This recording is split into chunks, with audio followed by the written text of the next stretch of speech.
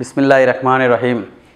সুপ্রিয় অষ্টম শ্রেণীর শিক্ষার্থীরা, আশা করি ভালো আছো, সুস্থ আছো, নিরাপদে আছো।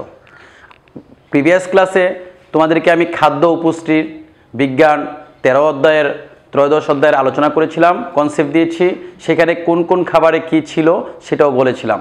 আজকে তোমাদেরকে একটু অন্যভাবে কিভাবে সৃজনশীল প্রশ্ন বুঝাবো। আর আমার পরিচয় তোমরা অবশ্যই জানো, তারপরে বলছি মোহাম্মদ এনামুল হক শিকদার, সিনিয়র শিক্ষক, বাহেরচর আদর্শ উচ্চ বিদ্যালয়, বাঞ্ছারামপুর, ব্রাহ্মণবাড়িয়া।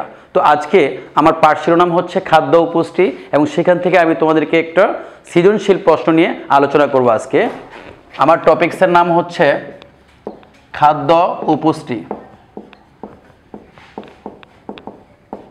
খাদ্য ও পুষ্টি এই পাঠের মধ্যে আমার একটা সৃজনশীল প্রশ্ন নিয়ে ডিসকাস করব তোমাদের মাঝে আজকে। সেটা হচ্ছে, যেমন প্রথমত আমি লিখতে চাই রাকিব মিয়ার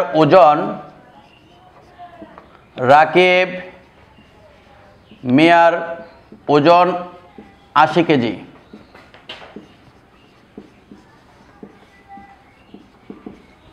তিনি মাছ মাংস খেতে পছন্দ করেন। তিনি মাছ মাংস খেতে পছন্দ করেন।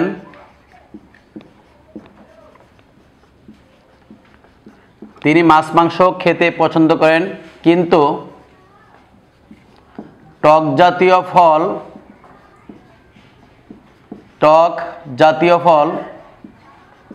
ও রঙিন শাকসবজি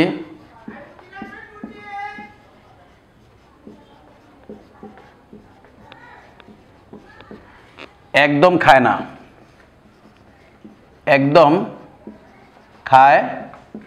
না।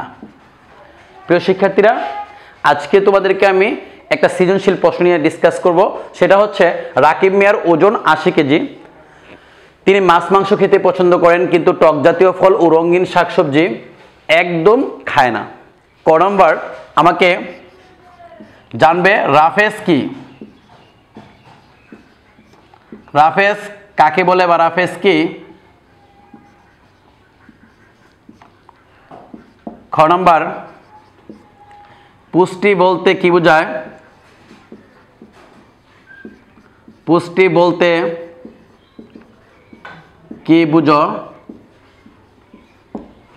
গ নম্বর, রাকিব মিয়ার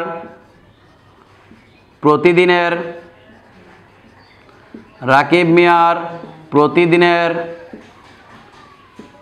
শর্করার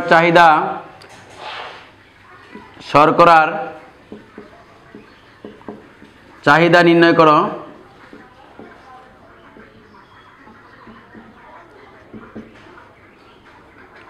ঘ নম্বর হচ্ছে, তিনি যে টক জাতীয় ফল ও রঙিন শাকসবজি খায় না, তিনি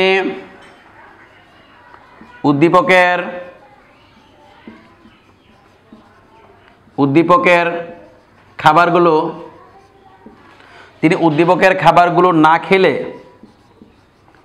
তার কি সমস্যা হতে পারে বিশ্লেষণ করো অথবা বর্ণনা করো।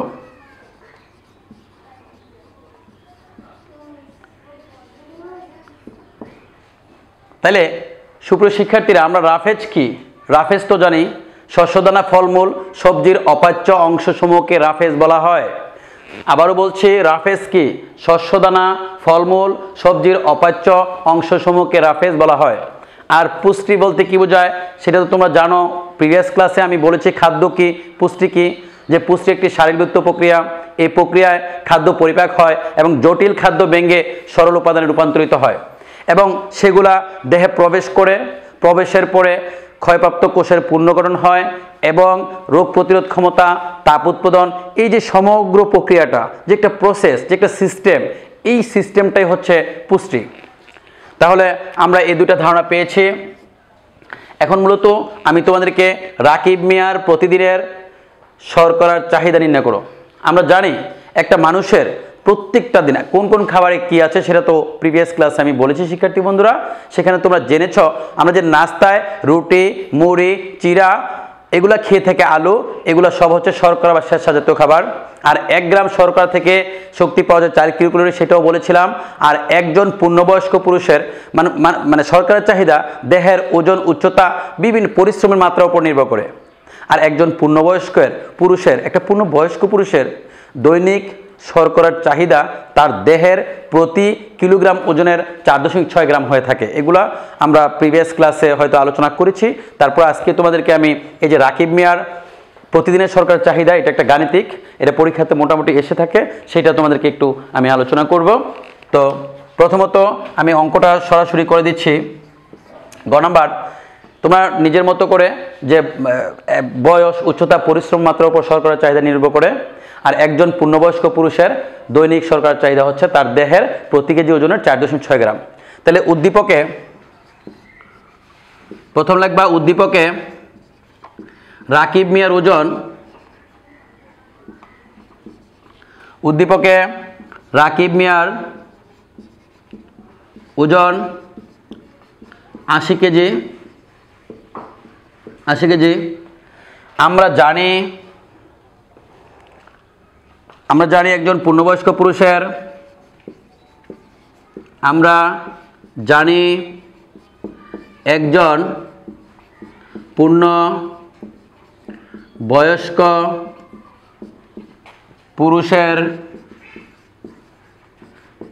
পূর্ণবয়স্ক পুরুষের দৈনিক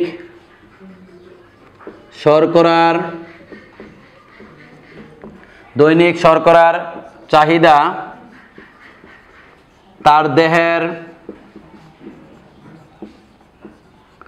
প্রতি কেজি বা প্রতি কিলোগ্রাম ওজনের, একজন পূর্ণবয়স্ক পুরুষের দৈনিক শর্করার চাহিদা তার দেহের প্রতি কিলোগ্রাম ওজনের, প্রতি কেজি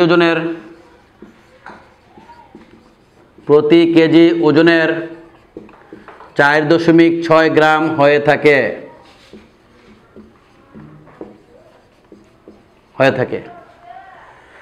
যেহেতু বলছে রাকিব মিয়ার প্রতিদিনের শর্করার চাহিদা, তাহলে আমি লিখব, সুতরাং রাকিব মিয়ার শর্করার চাহিদা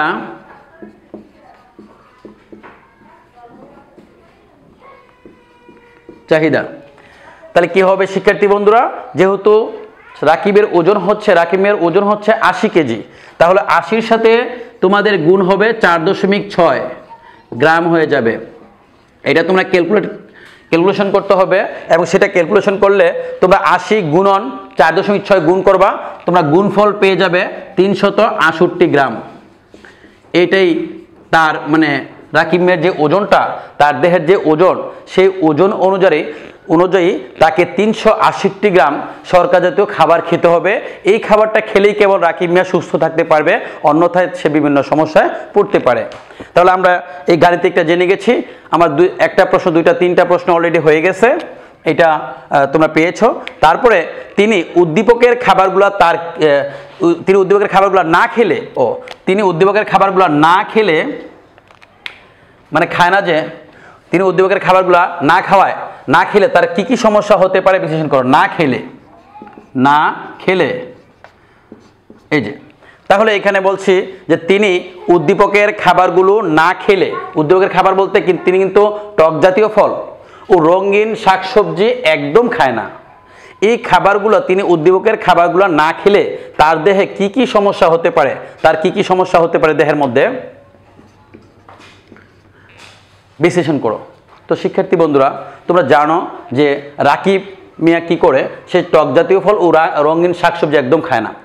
আমরা জানি রঙিন শাকসবজি এবং টক জাতীয় ফলের মধ্যে ভিটামিন সি থাকে, এবং রঙিন শাকসবজির মধ্যে ভিটামিন এ থাকে। তো রাকিব মিয়া যদি রঙিন শাকসবজি এবং টক জাতীয় ফল না খায়, তার মধ্যে দুইটা সমস্যা তৈরি হবে। কয়টা শিক্ষার্থী বন্ধুরা? দুইটা। একটা হচ্ছে ভিটামিন এর অভাবে তার রাতকানা রোগ হবে, এবং জেরপ্থ্যালমিয়া রোগ হবে। কারণ রাতকানা রোগ চোখে দেখে না, এবং ভিটামিন এর অভাবে হয়। ভিটামিন এর অভাব যদি দীর্ঘস্থায়ী হয়, চোখের কর্নিয়ার মধ্যে আলসার বা ঘা সৃষ্টি হয়, আর এটাই হচ্ছে জেরপ্থ্যালমিয়া। এক সময় এই ভিটামিন এর অভাবে এবং এই জেরপ্থ্যালমিয়া রোগের কারণে ব্যক্তি পুরোপুরি অন্ধ হয়ে যেতে পারে। এখন আসবো আমরা তার যে ভিটামিন সি এর অভাবে কি হবে, এই যে সে যে ভিটামিন সি জাতীয় খাবার না খেলে তার কি হবে। যেমন ভিটামিন সি জাতীয় খাবার না খেলে রাকিব মিয়ার যে সমস্যা হতে পারবে, তার হাড় শক্ত মজবুত হতে পারবে না। তারপর 2 নম্বর, তার হাড়টা দুর্বল এবং ভঙ্গুর হয়ে যাবে।